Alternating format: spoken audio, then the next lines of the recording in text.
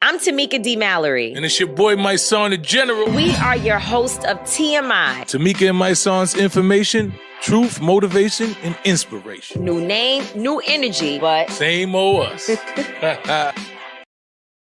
So what's going on, TMI? We are here on the ground in Michigan. Tamika is not available right now because she's knocking doors, literally knocking doors. Today is election day, so by the time you hear it, we will already have probably know, the results of this election. It's been a very, very tedious, very exhilarating, very energetic, going out into these streets and feeling the energy that there could really be the first female Black woman president in history. And there could be a change and just the shift and just the energy in America. I've been very vocal about who it is that I support, and I've been vocal about why I support that individual. And hopefully, by the time you hear this, the prayers of many, those who really actually believe in democracy, will have been heard. So we've been going, like I said, we've been on a GTOV tour, GOTV tour, Get Out to Vote tour for the last couple of weeks, just going to different states, mainly the swing states, where we know that the vote can shift, in different years, Republicans control certain states, or they won by the skin of their teeth, or they took states that used to be, more liberal and democratic.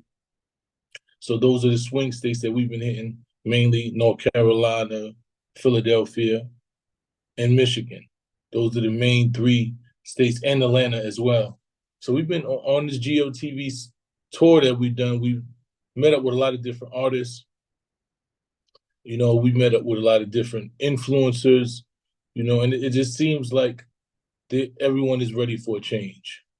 Shout out to Michael Vick, shout out to Beanie Siegel, shout out to Icewear Vezo, just a whole lot of people that was on the tour. Freeway, who else could I tell you who was there that you would know? Shout out to Black Sam, he was also on the tour.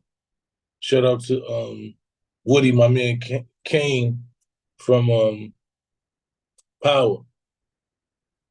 And we had very in-depth conversations, Black male conversations, that took place because there's been this whole narrative that Black men aren't supporting Kamala Harris, and that's just not true. So we had conversation, but there are a certain demographic who feel left behind, but the majority of us definitely support her. So we want to make that clear, but we want to sit down with those who don't, or those who are on the fence, or those who have serious grievances, or those who have misinformation and believe certain things, and we got to the bottom and the root of a lot of, the negative energy that we were hearing in those regards. So, shout out to everybody who participated in those conversations. Shout out to my brother Marvin Bing and the voter else. Shout out to Pastor McBride, the partners who were on the ground with us on the GOTV work that we did. We went and had these panel discussions. We went to knock on doors just to make sure people were registered. These were pretty much nonpartisan events where nobody was telling you who to vote for, how to vote. Just wanted to make sure that you were registered to vote. And just wanted to make sure that if you were registered to vote, then you knew how to go about voting. Did you know where your early voting sites are? What do you know if your voters registration is up to date? Those are a lot of things that they use for voter disenfranchisement, right? You show up to the polls and they tell you that your registration has expired, or they didn't know you was living somewhere. They thought they couldn't find you with an address. It's just certain things. So we wanted to make sure that everybody knew their status. They knew that they were up to date, and we knocked on these doors. A lot of people were invigorated to see us, happy that we were coming and knocking on those doors. Then there was a lot of people who are scared, just like we got to win, and I see a level of seriousness. Like I know every time it's voting time, there's a level of energy, and sometimes it's serious. And sometimes people say vote or die. We've had all type of campaigns, and I'm not taking anything from any of it because they all are important. When people try to tell you that it's not important that you vote for the president of the United States, it's just mind-boggling to me. I'm not shooting at anybody individual. I just don't understand the mind state that you wouldn't have a say in the person who has the strongest office in the land, who's able to, dictate policy, who's able to push policy, who's able to influence policy, who's able to just pretty much guide the direction of where our country goes. And if you live in this country and you don't want to have a say on how the country is being guided, what are the morals of that individual? If you're not looking and saying to yourself, damn, is this person a good person? Is this person a strong person? Is this somebody who believes in the rights of all of us? Is this person going to enact laws that are going to be detrimental to me and my community? Like, if we're not having those conversations, then what conversations are we really having?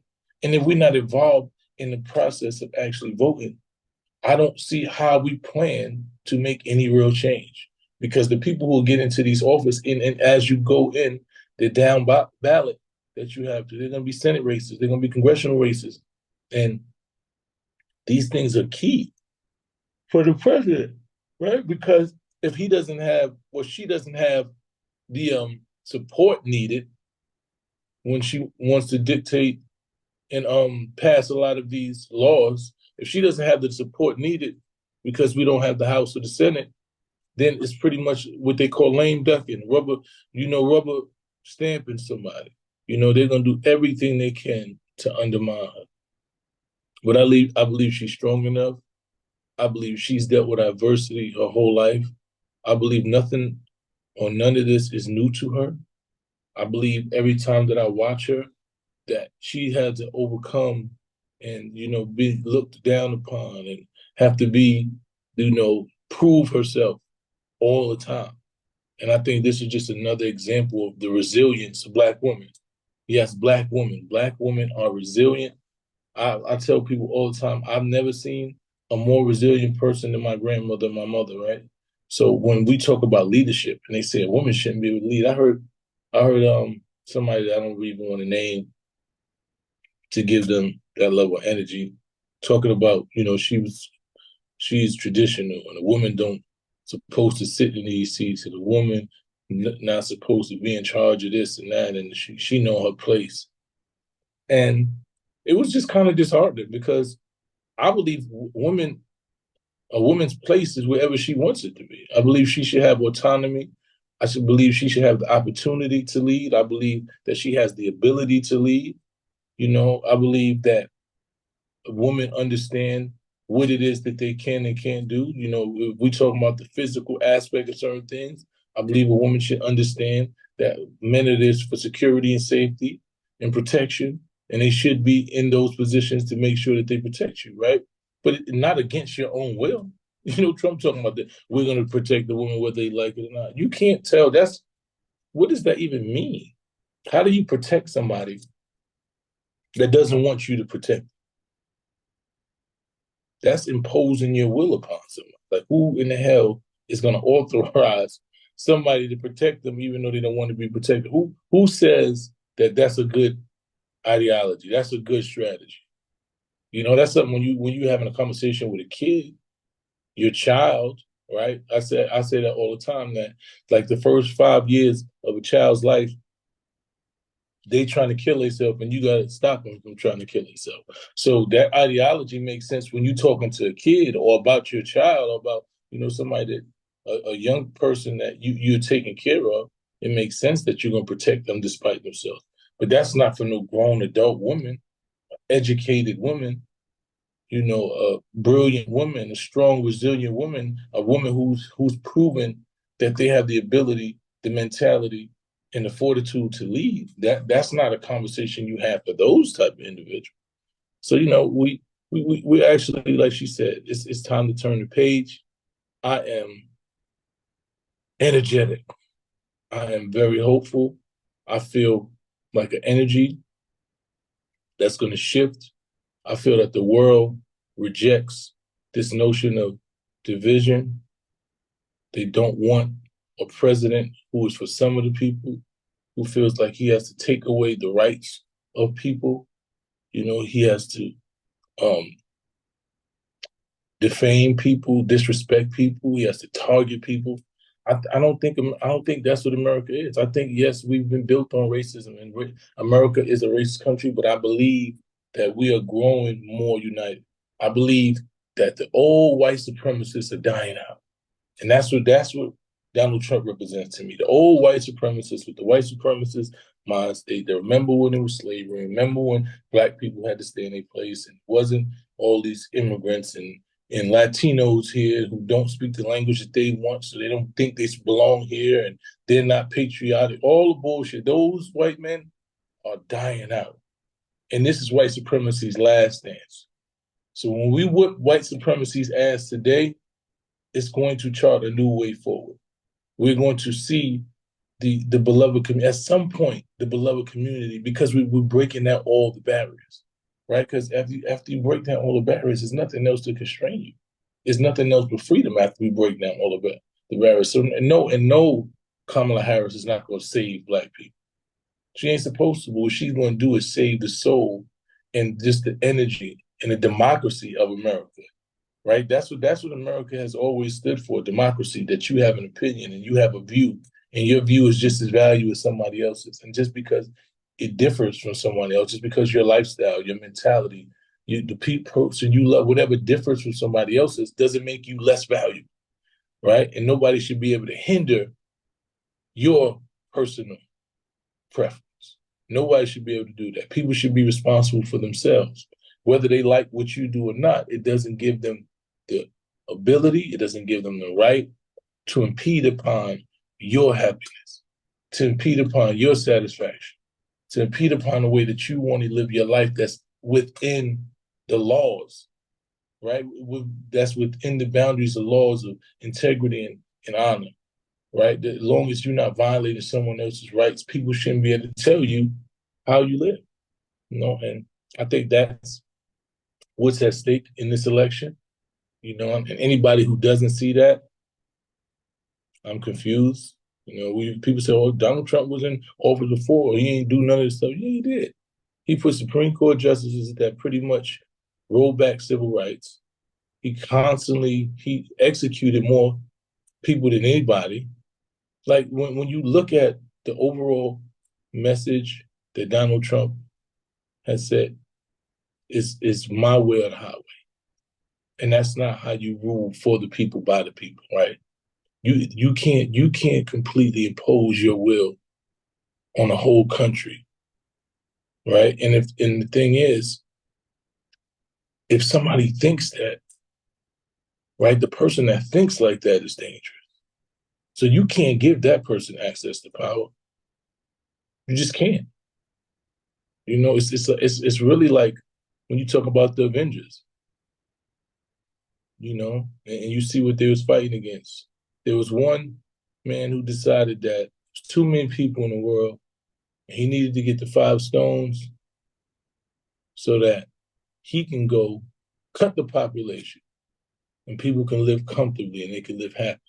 But it was no way that they was going to do it with all these people. So he felt it was his destiny to save the world by getting rid of people that he deemed weren't valuable enough.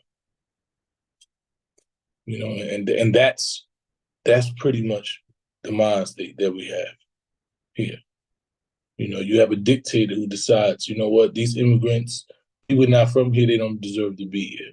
They're not really human. They come here, they're violators, they're rapists, they're killers, all of the negative things, Puerto Rico, Haiti's a shithole, all type of everything he could think of to demean anything that's non-white.